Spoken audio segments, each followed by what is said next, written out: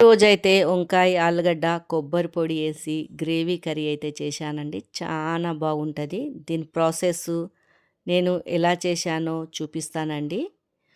Video మాత్రం skip చేయకుండా అయితే పూర్తి వీడియో చూడండి. బగారా రైస్ ఎంబడైనా, చపాతీలు ఎంబడైనా, వేడి వేడి ప్లెయిన్ రైస్ ఎంబడైనా మంచిగుంటది. ఫస్ట్ ఒక గిన్నె తీసుకొని మరొక గిన్నెలో ఉప్పు, నీళ్ళేసుకున్నాను. వంకాయ, ఆలుగడ్డ, టమాటా, పచ్చిమిర్చి, ఆనియన్, కొత్తిమీర అయితే తీసుకున్నాను. నేను ఎలా చేస్తానో చూపిస్తానండి. వీడియో మాత్రం స్కిప్ చేయకుండా పూర్తి వీడియో చూడండి. 2 ఆనియన్ అయితే సన్నగా తరుక్కుంటున్నాను. ఇలా సన్నగా తరుక్కోవాలండి ఆనియన్‌ని. తర్వాత ఒక గిన్నెలో అయితే ఆయిల్ ఏసుకొని పెట్టేసుకున్నాను వేడి చేస్తానికి.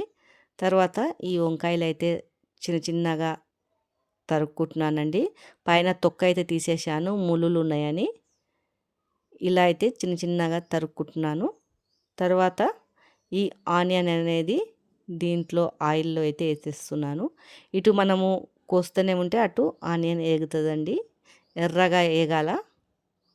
చూడండి ఈ విధంగా అయితే కొద్దిగా నూనె అయితే ఎక్కువ పోసుకోవాలా.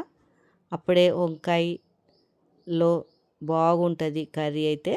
ఈ విధంగా అయితే మంచిగా ఒక చెంచాడు అల్లం పేస్ట్ ఏసుకొని దోరగా అయితే ఫ్రై అయితే చేసుకుంటున్నాను. తర్వాత ఒక చెంచాడు పసుపు, మనకు టేస్ట్‌కి సరిపోయేంత కారము ఏసుకుంటున్నాను. కారం అయితే తక్కువేస్తున్నాను. ఎందుకంటే నేను పచ్చిమిర్చి ఏస్తాను. అందుకే తక్కువేస్తున్నాను కారము.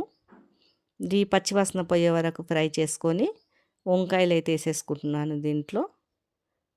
మొత్తము వంకాయలేసుకున్నాక దీనికి మసాలాలు పట్టేలాగా అయితే కలుపుకుంటున్నాను. ఒక 2 నిమిషాలు మంచిగా కలిపేసుకొని పెట్టుకోవాలా. తర్వాత 2 ఆలుగడ్డలు కూడా ఏసుకుంటున్నాను దాంట్లో. ఇదంతా మంచిగా మసాలాలు పట్టే వరకు 2 నిమిషాలైతే సిమ్ము మంట మీద ఏంపుతానండి ఇలా.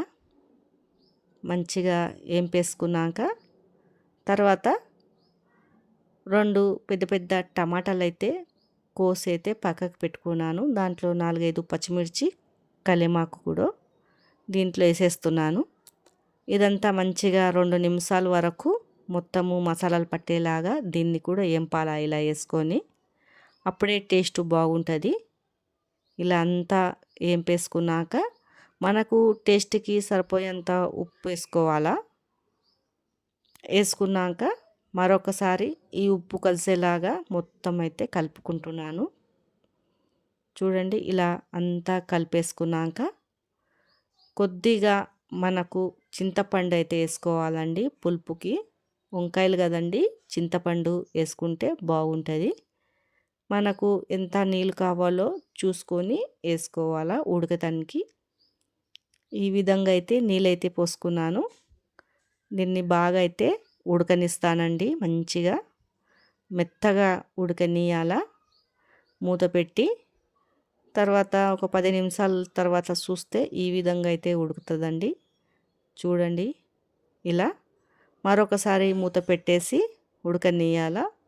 కొద్దిగా మంట తక్కువ పెట్టాలా. తర్వాత 2 చెంచాలైతే కొబ్బరి పొడి ఏస్తే గ్రేవీ బాగొస్తది. ఈ కొబ్బరి పచ్చి వాసన పోయే వరకైతే మంచిగా ఉడకనియాలండి. ఈ విధంగా అయితే ఉడికిపోవాలా. బాగా దగ్గరికి రావాలండి. దగ్గరికొస్తేనే మనం చూసి చేసుకోవాలా గ్రేవీ ఎంత కావాలో అని. చూడండి ఈ విధంగా అయితే గ్రేవీ అయితే నేనైతే చేసుకున్నాను. నాకు అన్నం ఎంబడి కదా ఈ గ్రేవీ అయితే సరిపోతది. ఈ విధంగా అయితే చేసుకున్నాను నేను. తర్వాత పైనుంచి అయితే కొత్తిమీర అయితే సన్నగా తరిగిందైతే ఏసేసుకున్నాను. చాలా టేస్టీగా ఉంటది ఈ విధంగా చేసుకుంటే. మీరు ఒకసారి ట్రై చేసి చూసి కామెంట్ అయితే చేయండి. నేను ఎలా వచ్చిందో కర్రీ అనేది. చూడండి చూస్తేనే నోరైతే ఊరుతుంది. ఈ విధంగా అయితే చేసుకుంటే చపాతీలు ఎంబడి కూడా చాలా బాగుంటుందండి ఇది. చూడండి ఈ విధంగా అయితే గ్రేవీ మీకు నచ్చినట్లయితే కామెంట్ అయితే చేయండి.